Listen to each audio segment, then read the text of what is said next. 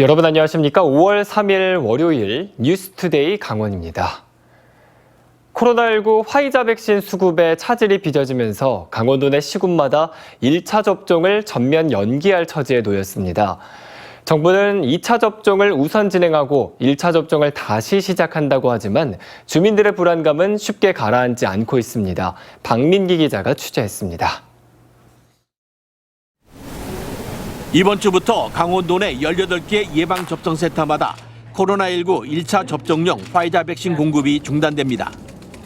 지난 30일 정부가 코로나19 백신 1차 접종 이후 3주 이후 실시하는 2차 접종의 원활한 진행을 위해 1차 접종 연기를 요청했기 때문입니다.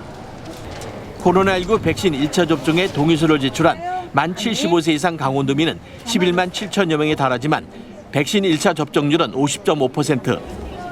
동의서를 제출하고도 백신이 부족해 1차 접종을 받지 못한다는 사실이 알려지면서 주민들의 불안감이 더욱 커지고 있습니다. 코로나에 대한 불안과 또 백신에 대한 접종 언제 맞을지 모르는 그런 불안이 가중되고 있는 상황입니다.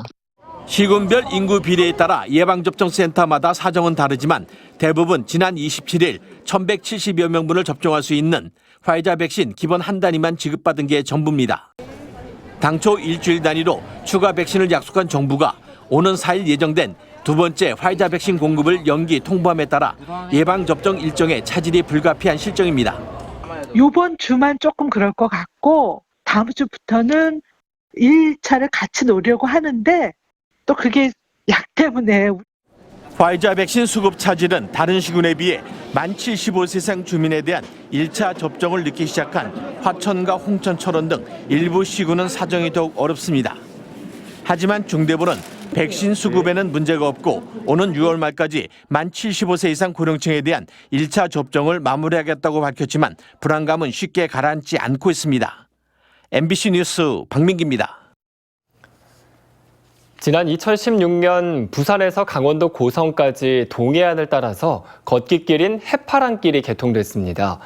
문화체육관광부 사업으로 추진돼 해파랑길 관리는 현재 지자체로 이관이 됐는데 이 유지 보수가 제대로 이루어지지 않고 있습니다. 김형호 기자가 보도합니다.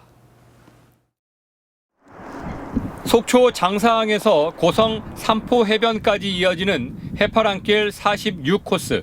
관동 8경의 하나인 고성 청간정에 이르기 전에 있는 해변 데크길은 올해 초까지만 해도 기둥만 남아 위험한 상황이었습니다. 주변의 군 경계 순찰로는 지난해 태풍에 유실돼 흉물로 방치되었습니다. 두 달이 지나 가봤더니 군부대 순찰로는 철거됐지만 해파랑길 구간은 이제 보수 공사가 시작됐습니다. 2억 원에 달하는 공사비 확보가 늦어졌기 때문인데 구간 폐쇄와 공사 사실을 알 길이 없는 관광객들은 불편합니다. 유실되자마자 저희가 안내간판을 벌써 세웠어요. 지금도 세워져 있는 상태이긴 하고요. 24시간 지킬 수는 사실 없어서 못 들어가게 안전선을 아예 신경 다 말았었는데도 그 사람들이 다 끊고 들어가더라고요. 속초 설악항에서 출발하는 해파랑길 45코스는 바다 쪽의 흉물이 말썽입니다. 길에서부터 불과 1-2m도 떨어져 있지 않은 곳에 이렇게 녹이 슬고 보기 흉한 철 구조물이 방치되어 있습니다. 이 시설물은 갯바위 위에 설치된 군 경계 순찰로인데 언제부터 사용이 중단됐는지 알기 어렵습니다. 군부대하고 협의를 해서 군부대에서 사용하지 않을 경우에는 철거를 하고 좀 주변 경관을 좀 잘 보일 수 있게끔. 해파랑길은 문화체육관광부가 조성했지만 유지 관리는 각 지자체가 알아서 해야 합니다. 지자체들은 자체적으로 조성한 걷는 길도 관리해야 할 정도로 유지 보수 관리비가 넉넉지 않은 상황이라 동해안 750km를 연결해 만든 길 일부 구간은 관리 부실로 애물단지 신세가 되고 있습니다. MBC 뉴스 김영호입니다. 코로나19 장기화 상황에서 전국에서 최초로 양구군에 외국인 계절 근로자가 입국하면서 이달부터 계절 근로자가 본격적으로 들어올 전망입니다.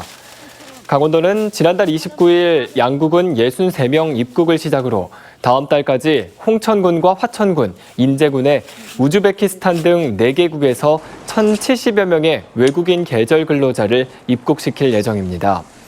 입국 근로자들에 대해서는 코로나19 진단검사가 실시됩니다. 지자체들은 농번기 심각한 일손 부족 문제 해소에 큰 도움이 될 것으로 기대하고 있습니다. 강원도교육청은 6월 하순까지 학교 집중방역 유초중등학교 현장 점검반을 운영한다고 밝혔습니다. 도교육청은 교육감을 지역방역 책임관으로 지정하고 학교 일상회복지원단을 중심으로 현장 점검반을 운영하며 유증상자와 관리와 시설 방역 등을 집중 관리합니다. 또 학교 방역수칙 준수, 방역물품 비치, 방역인력 활용, 학교 구성원 대상 예방수칙 준수 지도 등을 철저하게 점검할 예정입니다. 강원 양양과 원주공항을 항공기를 보관할 수 있는 정치장으로 활용하는 항공기 10대를 유치했습니다. 강원도는 항공기 안전법에 따라 양양공항을 티웨이 항공 소유 항공기 5대가 계류하는 정치장으로 등록하고 연간 3억에서 5억 원씩 재산세를 부과한다고 밝혔습니다. 원주공항도 진에어 항공기 5대의 정치장으로 등록하는 등 올해 정치장 등록 항공기 10대를 유치했습니다. 한편 강원도는 공항 활성화와 지방 세수 증대를 위해 항공사를 대상으로 정치장 유치를 확대할 계획입니다. 강원도 일자리 재단이 취준 챌린지 지원 사업 참여자를 강원 일자리 정보망을 통해 접수받습니다. 취준 챌린지는 취업 준비 과정을 단계별로 세분화해 도전 과제별로 구직자의 장단기 취업 준비 과정을 지원하는 사업입니다. 취업 초기인 1단계 구직 응원금은 15만 원, 입사 지원에 도전하는 2단계 면접 예정자에게는 정장 무료되어 최종 3단계인 면접 참여자에게는 면접 활동비를 3만 원씩 3회까지 지원합니다. 강원교육과학정보원은 5월부터 6월 19일까지 소프트웨어 교육학생 체험 과정인 찾아가는 소프트웨어 1일 교실을 운영합니다. 소프트웨어 1일 교실은 8주 동안 매주 토요일 14개 초등학교, 8개 중학교 등 22개 학교에서 350명의 학생들이 참여합니다. 초등학생 4, 5, 6학년들은 로봇 활용 프로그래밍, 보드 활용 프로그래밍, 그리고 중학생들은 아두이노를 활용한 피지컬 컴퓨팅, 데이터 기반 인공지능 교육 등을 실시합니다. 원주 상지대학교가 학령 인구 감소에 따른 구조 혁신책으로 내년도 입학 정원을 6% 감축하기로 했습니다. 상지대학교는 내년도 64개 모집 단위를 51개로 줄이고 입학 정원도 2,255명에서 2,118명으로 137명 감축하는 한편 4차 산업과 포스트 코로나 시대에 대비한 첨단 분야 학과를 신설했습니다. 또 간호학과 입학 정원을 늘리고 보건융합계열과 평생교육 융합계열 등 계열별로 신입생을 모집하고 성인 학습자를 위한 평생교육 학과를 신설했습니다.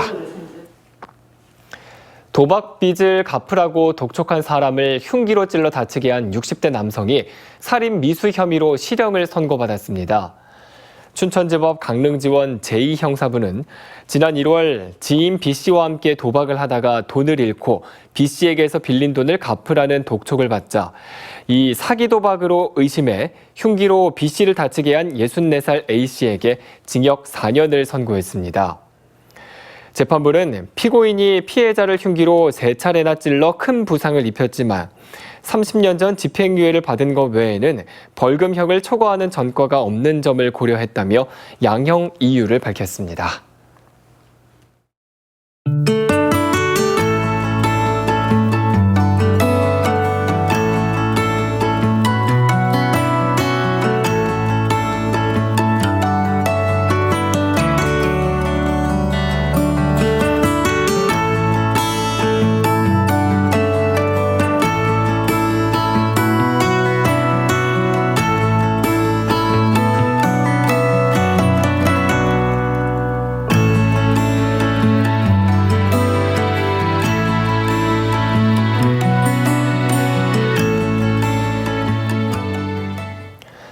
이상으로 뉴스투데이 강원을 마칩니다. 오늘 뉴스 진행에 조금 차질이 있던 점 사과드립니다. 고맙습니다.